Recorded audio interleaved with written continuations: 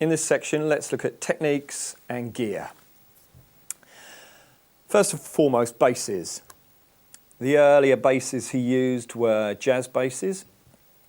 They tended to have two of these pickups on them, rather than the precision in the jazz.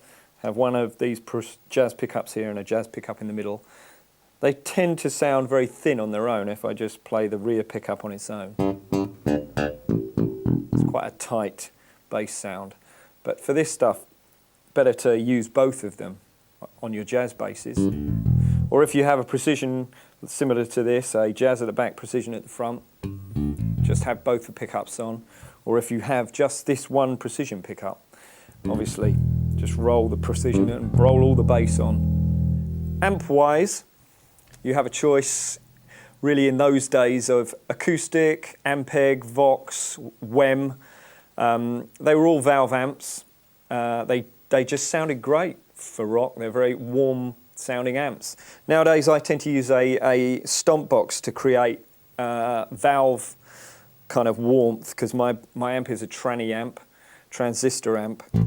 And also I use my stomp box to give me some of the effects that we find used on the John Paul Jones stuff. On Heartbreaker he uses a kind of rotary effect, and it's a very kind of warm, fuzzy bass sound underneath as well. So I use this stomp box for that sound.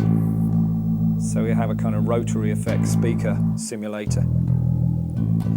With a lot of these stomp boxes, they actually have settings that demonstrate old amps, like they'll have a vintage amp, a R&B sound, a slapped bass amp, an Ampeg setting, just Fender Bassman settings. You know, you can just pan around and find the right bass setting on the selector switch, and they're really, really useful for this stuff. Plectrum-wise, I tend to play most of this stuff on my fingers. I like the sound of the sound of my fingers on these kind of bass lines, but you can use plectrum on all of them. For stuff like Black Dog,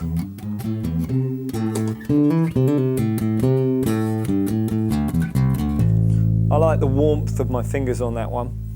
Again, no reason why you can't use plectrums. Immigrant Song. Again, finger-wise, I like the clarity of getting this top F sharp here. So I use my fingers for that. Rock and roll, I would reckon is a good candidate for plectrum. It's just straight 8.